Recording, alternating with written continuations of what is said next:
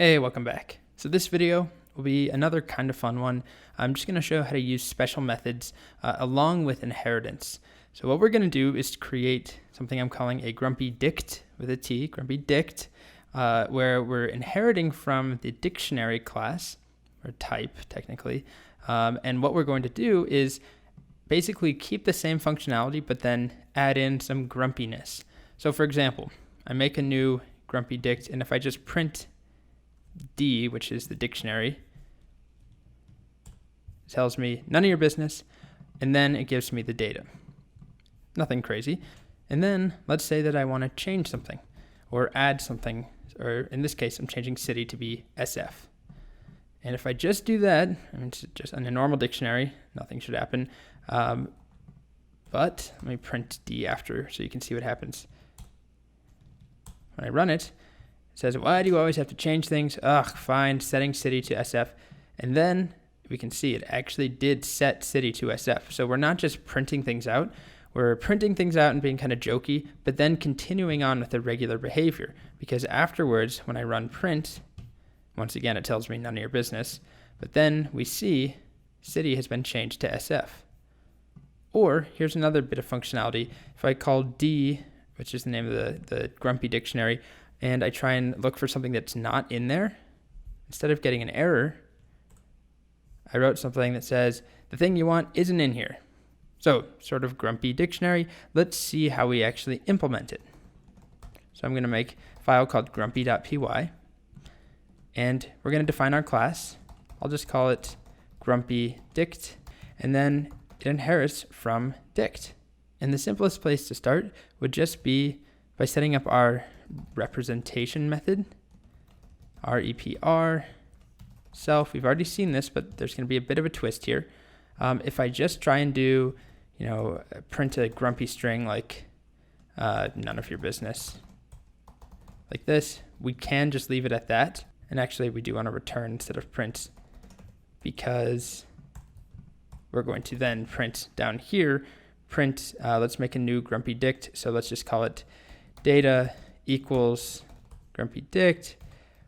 We can pass in our dictionary. Notice we didn't have to define an init. And why is that? Well, we inherit from dictionary. We're not doing anything else special or fancy with the data, no instance properties or attributes. We're only concerned with adding some methods. So the init in dict will run instead because of that MRO thing we saw a couple of videos ago. So I'll set some data in here. Let's just go with first is Tom and animal is cat. It doesn't matter. Okay, and if I print data, right now all that we'll see is none of your business. And that's what we get, none of your business, that's it. So what if I want to actually then call the dictionary representation? It's really easy. So instead of returning none of your business, what we can do is print none of your business first, and then return super, which is dict dot double underscore REPR, which is going to call the dictionaries version, which is the one that prints out, the format that looks like this. Now if I do it, we get none of your business followed by first Tom, animal, cat. Okay? So another one that we can set up is called missing, double underscore missing. And this is what will be called if a key is not in a dictionary. So it's already implemented on dict, but we can override it, self, and then the key that it's looking for, that the user is looking for. And then we could just return, or let's just do a print, not even return. And let's just do the thing you want. Actually, instead of the thing, how about you want, and then put in key. Well, it ain't here. We need an F string. So this will run whenever we look for something in data. So if I just tried to do data of, city, there's no city key inside of grumpy dict or inside of data. And so missing will automatically be called, and usually on a dictionary that throws an error. But now we get, you want city? Well, it ain't here. So grumpy. All right, so that's missing. Now let's add in our final little thing, which is when we actually update the data. So what if I said data city equals SF or Tokyo? If you wanted to find all of this out, you can look in the documentation. It's the same page I was on in the previous video where we saw things like len, the special magic methods. Here's missing. Here we go, set item. So this will be called to implement assignment to self bracket key. So basically whenever something is being added in or set, so it's not only added but updated as well in a dictionary or in a list, but in our case we're working with a dictionary, this will be called. So we can override it, but notice key and value are parameters. So let's do that now. Def set item self key and value, just like this. And then what do we want to print? Let's say you want to change the dictionary, and then let's do another print. Okay, fine. And then lastly, what we need to do is call super dot set item, because if we didn't do this, we need to pass in key and value as well. If we didn't do that, and I just left it like this, if I set data city to Tokyo and then I printed data again, it wouldn't ever update because set item stops right here. This is all it does. And you can see that here. We only have first and animal.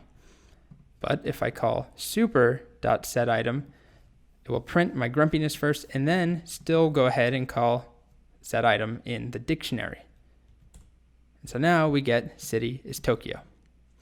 So now we have a very grumpy dictionary. Anytime we make changes, anytime I print it out, it tells me none of your business, but it still prints it out. If something's missing, nothing happens. We just get a little message. And if we set something, we get a grumpy message. And then it actually is set in the dictionary. So the whole point of showing this to you was to show you two things. One, get more practice with these dunder, magic, special, whatever methods that Python uses behind the scenes. And two, I wanted to show you that if you do inherit from any class, especially in a pre-existing type like dictionary, we can still call the parent class methods, even if they are these dunder methods like we have here, and we can extend them, even if all we're doing here is grumpiness. It's just a silly example, but replace this code with any other add-on that you want, any additional functionality, and you can still rely on the base functionality. So you can extend upon a list or a dictionary or some other class that someone else wrote. Kind of fun stuff. And I won't keep going, but we could alter how the iter method works, which is how to basically how it should iterate over a dictionary in our case, or a grumpy dictionary, and how things should work, or how the reversed version should work, how it works to delete an item, how contains work. So this is to check if something is in a dictionary. So we could really quickly add that one in, which is just def contains self item. I know I said we're done, but I could just have it return, no, it ain't in here. It's supposed to return true or false. So maybe I'll just have it print, no, it ain't in here, and then have it return false, no matter what, even if it's in there. So now if I tried to do city in data, I get, no, it ain't in here, and it returns false, even though it is, but it's just grumpy. We don't want to deal with it. Okay, now I'm actually done, but it's fun. You can keep adding these in, but I'll stop, I promise. Okay,